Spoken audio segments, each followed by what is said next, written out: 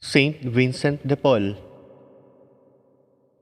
Vincent de Paul was born in 1581 in the village of Pouy in the province of Guyenne and Gascony, the Kingdom of France. To peasant farmers, his father was Jean and his mother Bertrand de Moras de Paul. There was a stream named the Paul in the vicinity, and it is believed that this might have been the derivation of the family name. He wrote the name as one word, de Paul, possibly to avoid the inference that he was of noble birth, but none of his correspondents did so. He had three brothers, Jean, Bernard, and Guyon, and two sisters, Marie and Marie Claudine. He was the third child. He demonstrated a talent for literacy early in life, but also worked as a child, herding his family's livestock. At 15, his father sent him to seminary, which he paid for by selling the family's oxen. For 3 years, Vincent studied at a college in Dax, France. It adjoined a monastery of the Friars Minor, where he resided. In 1597, he enrolled in theology at the University of Toulouse. The atmosphere at the university was rough. Fights broke out between various factions of students, which escalated into armed battles. An official was murdered by two students. Nevertheless, he continued his studies, financing them by tutoring others. He was ordained on September 23, 1600, at the age of 19 in Chateau-l'Évêque, near Parieu. This was against the regulations established by the Council of Trent, which required a minimum of 24 years of age for ordination.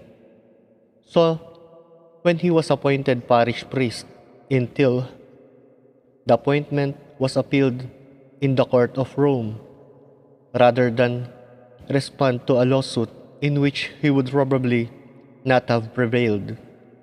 He resigned from the position and continued his studies. On October 12, 1604, he received his Bachelor of Theology from the University of Toulouse.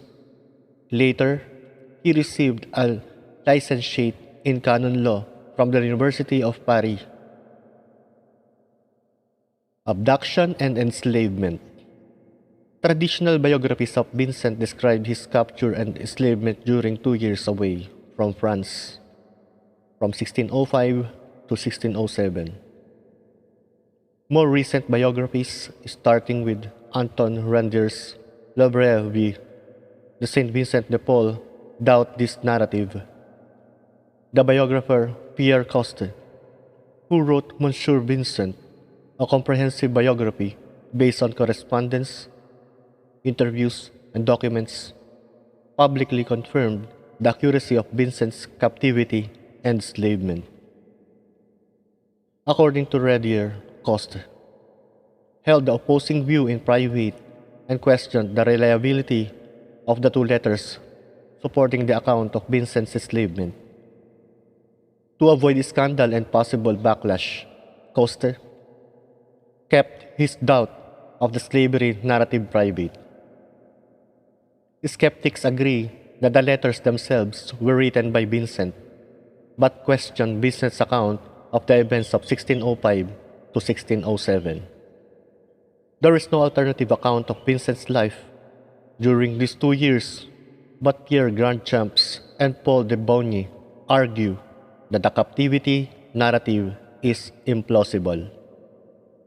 According to the letters, in 1605, Vincent sailed from Marseilles on his way back from Castres, where he had gone to sell property he had inherited from a wealthy patron in Toulouse. He was taken captive by Barbary pirates who took him to Tunis. De Paul was auctioned off as a slave and spent 2 years in bondage. His first master was a fisherman, but Vincent was unsuitable for this line of work due to seasickness and was soon sold.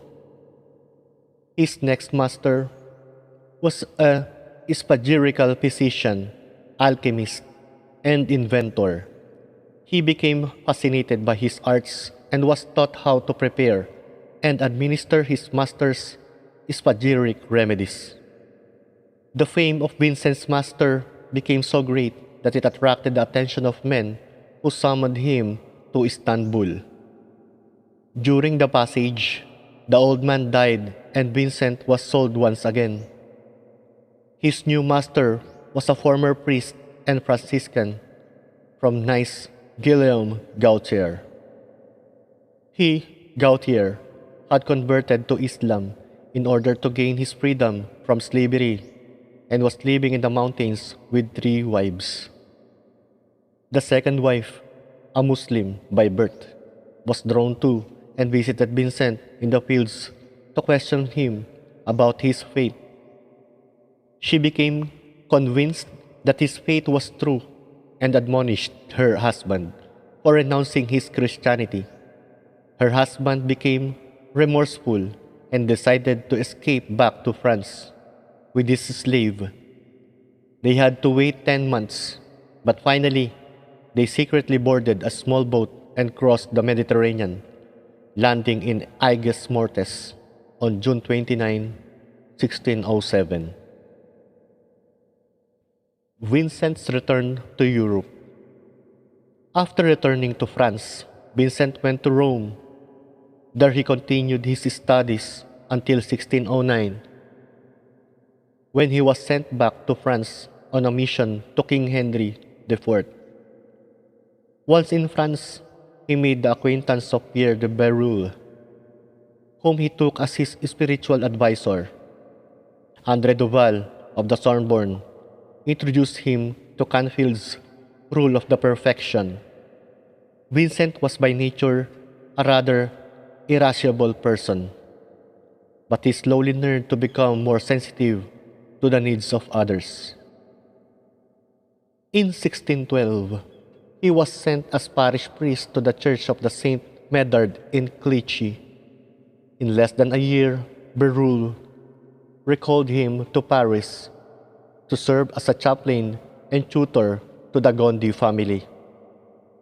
Although Vincent had initially begun his priesthood with the intention of securing a life of leisure for himself, he underwent a change of heart after hearing the confession of a dying peasant.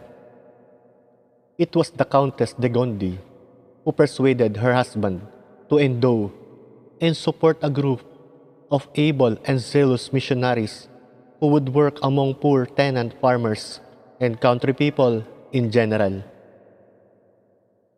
On 13th May 1643, with Louis XIII dead, Queen Anne had her husband's will annulled by the Parlement de Paris, a judicial body comprising mostly nobles and high clergymen, making her the sole regent of France. Anne nominated Vincent de Paul as her spiritual advisor. He helped her deal with religious policy and the Jansenism question. Foundation of religious congregations. In 1617, Vincent contacted the Daughters of Charity, and they then introduced him to poor families. Vincent then brought them food and comfort. He organized these wealthy women of Paris to collect funds for missionary projects, founded hospitals, and gathered relief funds for the victims of war, and to ransom 1,200 galley slaves from North America. This participation of women would eventually result in, with the help of Louis de Marillac, the Daughters of Charity of Saint Vincent de Paul, French Filles de la Clarité, a society of apostolic life for women within the Catholic Church. In 1622, Vincent was appointed a chaplain to the galleys. After working for some time in Paris among imprisoned galley slaves, he returned to be the superior of what is now known as the Congregation of the Mission or the Vincentians, in France known as Lazaristes. These priests, with vows of poverty, chastity, obedience, and stability, were to devote themselves entirely to the people in smaller towns and villages.